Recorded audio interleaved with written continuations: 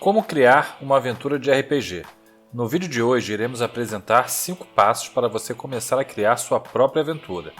Iremos abordar no primeiro passo qual desafio irá conduzir a jornada dos jogadores. Segundo passo, quais personagens estão envolvidos e por quê.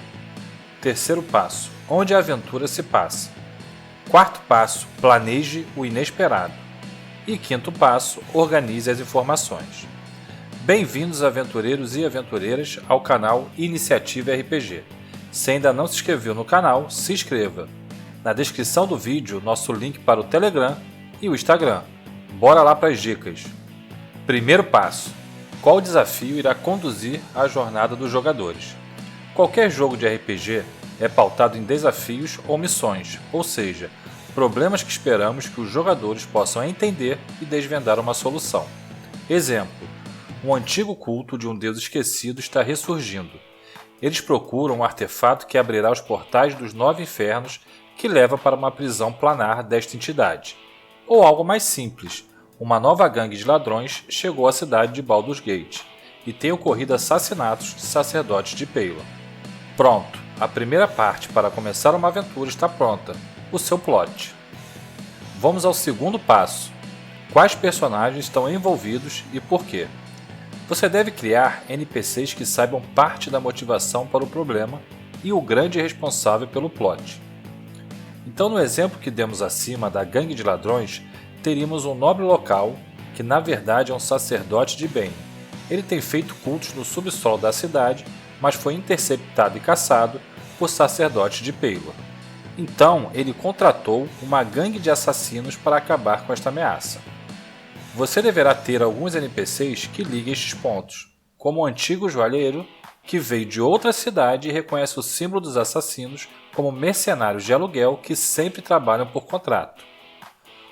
E um outro NPC, que seria um mensageiro que 2 noites antes dos assassinatos começarem, teria visto um homem de fora da cidade recebendo um baú de moedas de um serviçal do nobre local.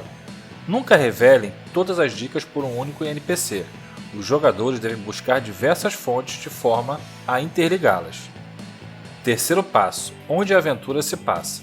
Você deve ter um local definido onde sua aventura se passará. Não se preocupe em mostrar todo o mundo para os jogadores, muito pelo contrário, comece pequeno, de dentro para fora. Comece por uma pequena cidade, para nas próximas aventuras expandir para a capital ou o grande reino.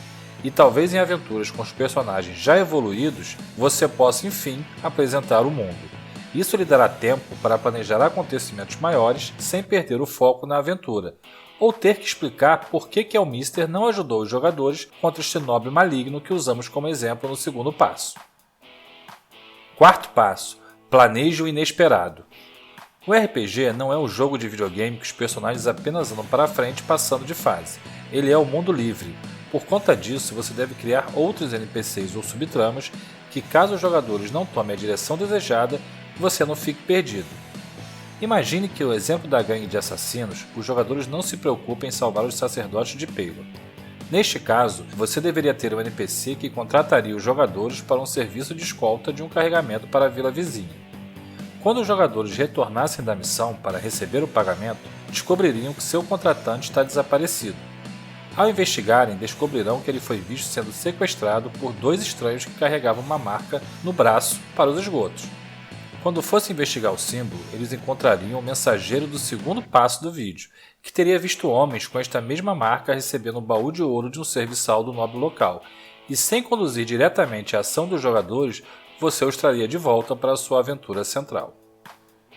Quinto passo, organize as informações. Durante as sessões de sua aventura, os jogadores perguntarão sobre muitas coisas.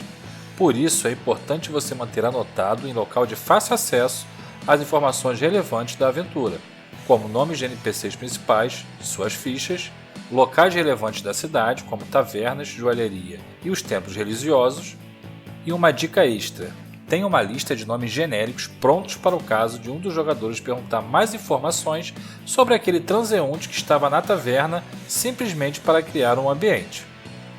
Espero que estas dicas tenham ajudado a vocês a começarem sua aventura.